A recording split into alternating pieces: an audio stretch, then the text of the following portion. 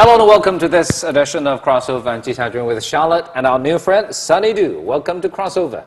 Yeah. Well, we actually met before years ago in a different show. It's a Chinese program. That's actually the first Chinese, what we call employment program, like the Chinese version of Apprentice, but very totally different. There is a reality show. Yeah, reality. You're acting as a judge or as a professional supervisor, one of the supervisors of that program. Yes.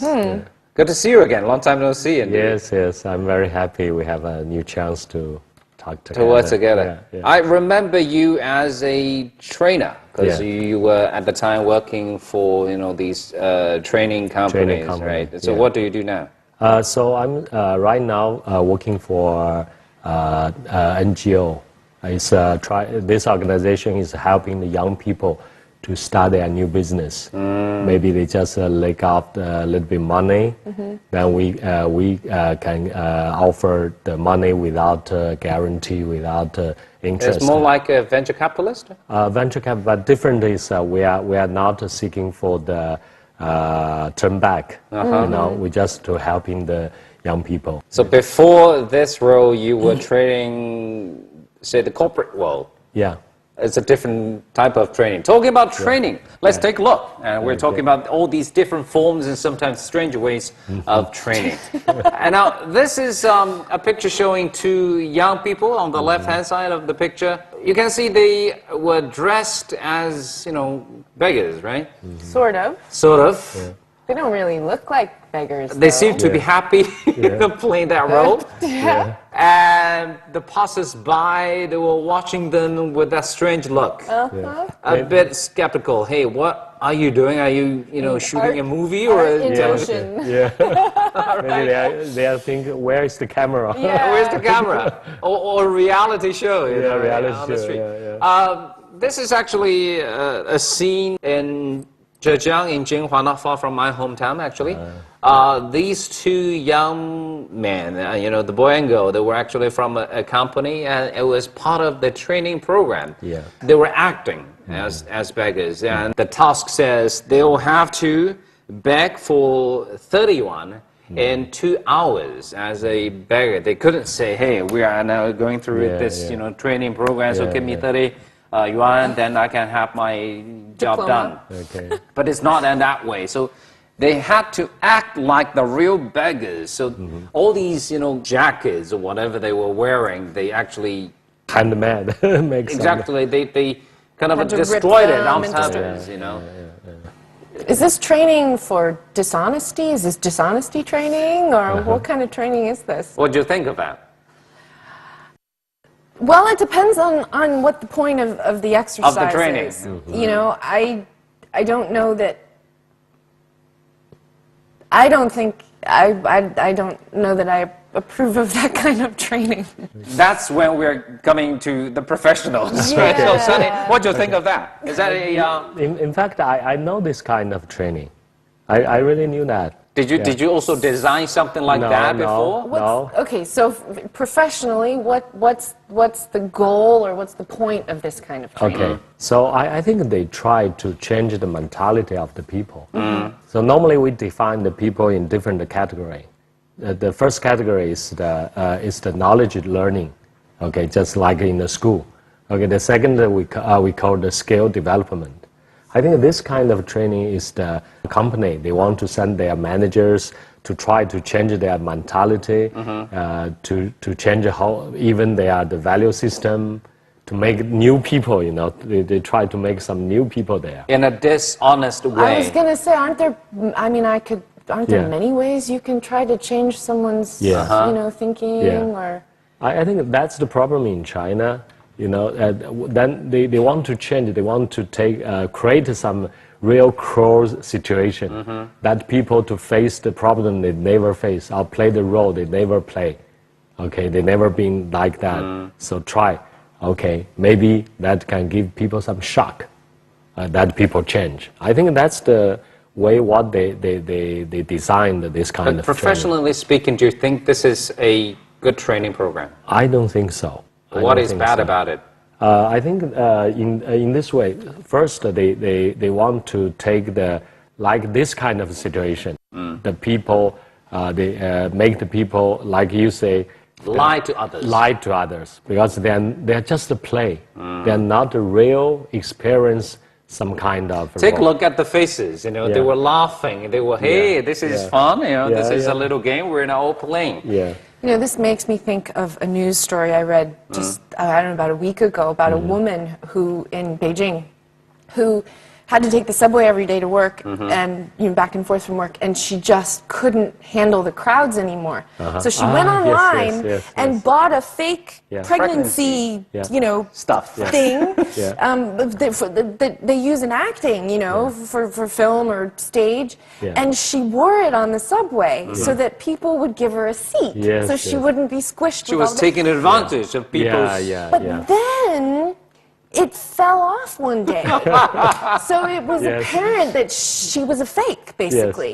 And she couldn't get away because it's too crowded. And so she went online and she complained to the company that made these, pregnancy suits. She complained that their quality was bad quality, right? Yeah, for bad quality. And there was huge internet uproar, not about the company that makes these products, because, it's could a product, happen, right? yes. It I mean, obviously, this is cheating. This but is at this woman, for doing this, and to me, this sort of falls in kind of the same category. No, I don't think this falls in that category, because with the women, that's cheating. But with this, and at least it was done in the name of training.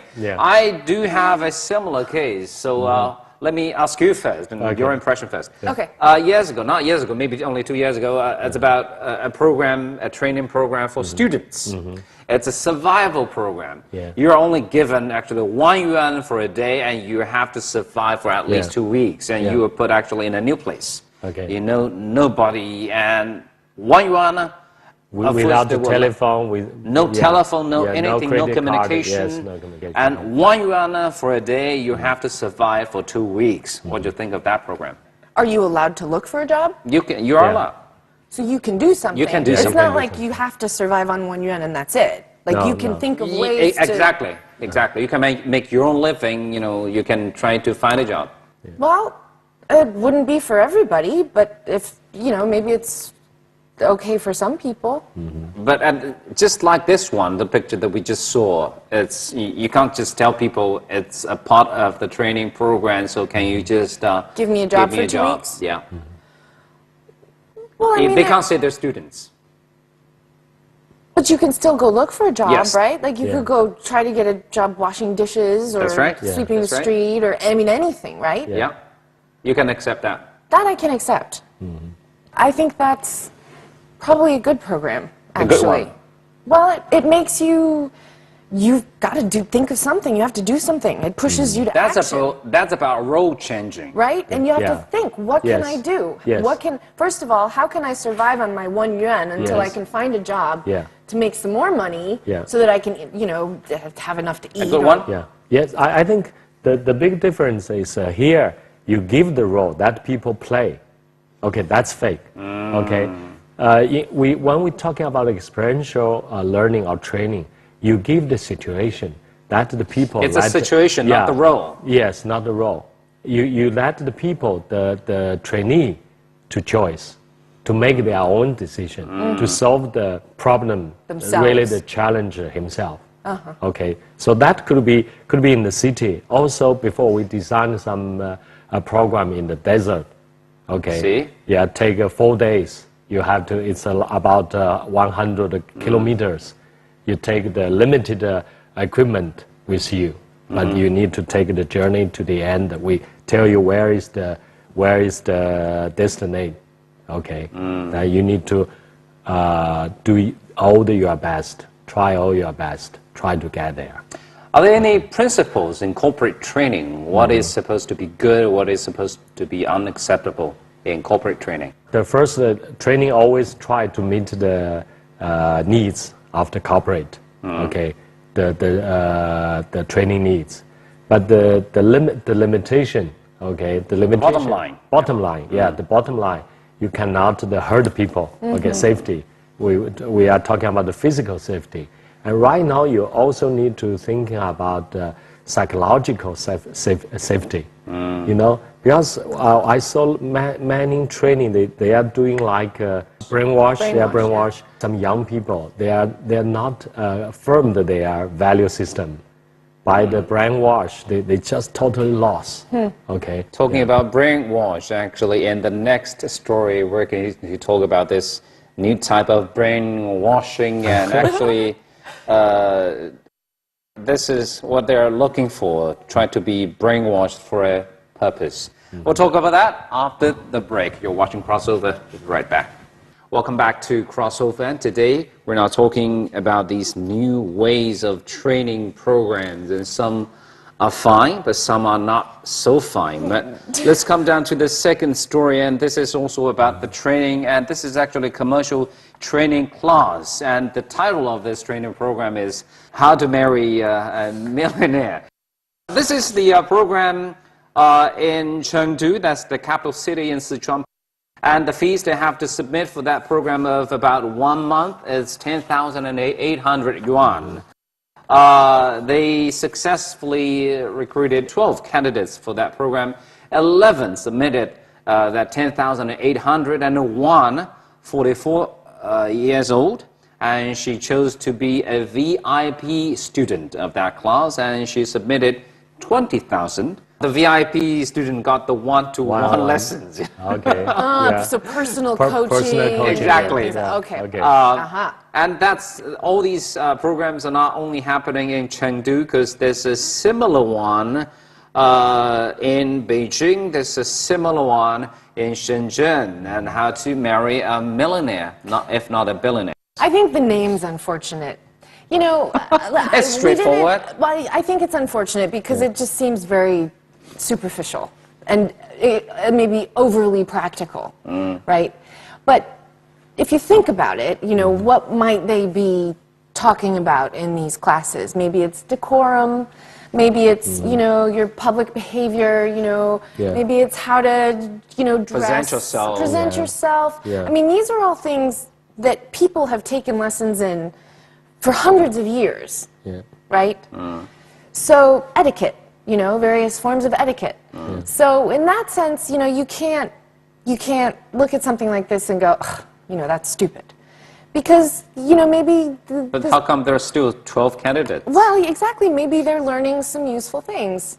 You know, maybe... Paying that over 10,000? Well, that's a ripoff. I think that's a ripoff. This kind of training, they take the marriage as a business. Yeah. You know? It cheapens it. Yeah, they are talking about return on investment. Okay.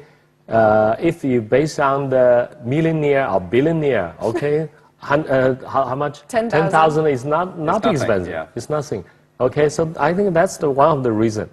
Everyone, the trainee and the trainer, they are taking this thing as a business.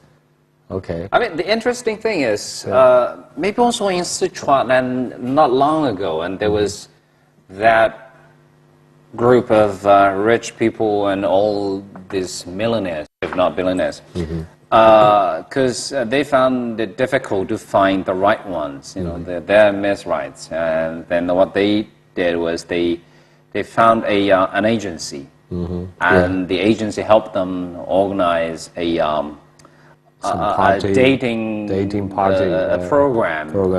And so any girls who might be interested in marrying to these, you know, millionaires, and they could be just the applicants of that program, that you have to go through a evaluation process. So not anyone who might be interested would be shortlisted. Well, then, so no wonder there's a training course like this, right? Okay. I mean...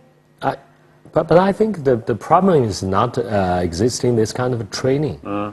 Just as you said, if they are training how do the people, the lady how to present themselves. Because that's really the problem in China. In China, you know, in China, the school, they almost never teaching about this kind of things. Okay, the people need to learn how to present themselves, how to communicate with others, how to form their behavior, okay? But I see the content of this training, they are not talking about this.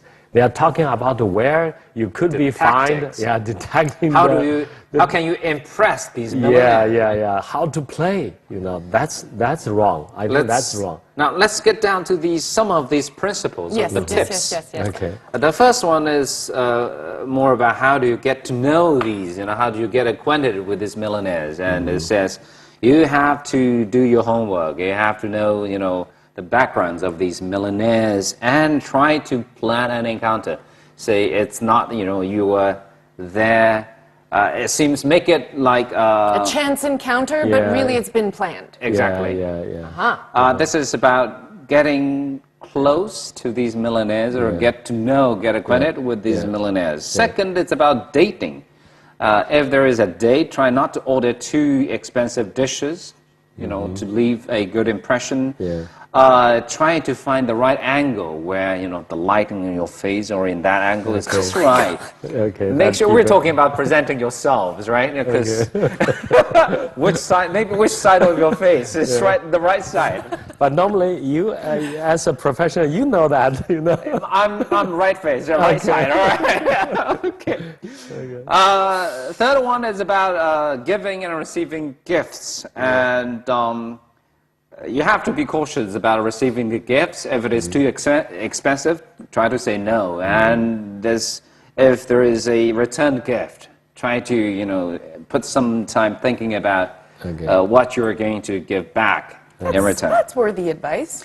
Now, about, you know, getting married and about the future prospect. If the millionaire doesn't mention even the issue of marriage in 2 years, maybe that's a no. Maybe the millionaire is not thinking about marriage, getting married at all. So maybe, probably that's the time for you to move on. So what do you think of these? Good training programs?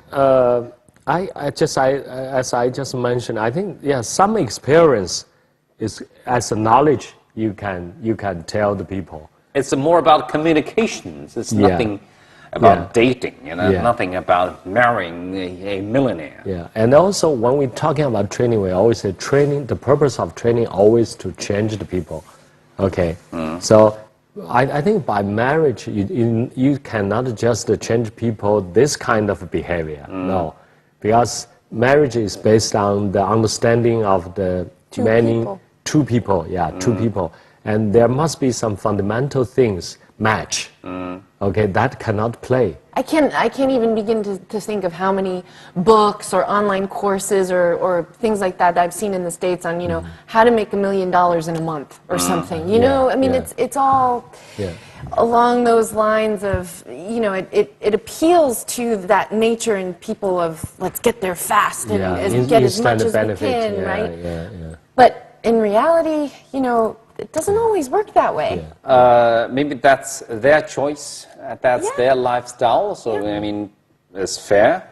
Fair enough. Fair enough. So, and I hope my hope for, you know, for courses like this is that the people that attend them do manage to get something beneficial out of them. You know, not just how do I find the prettiest light, but, you know. I mean, the practical decision for any of these candidates of this program would be trying to, you know, design a chance encounter with the organizer of these programs, because they are the closest possible millionaires you're looking for. There you go. That's a good suggestion. Take a break. You're watching Crossover. We'll be right back.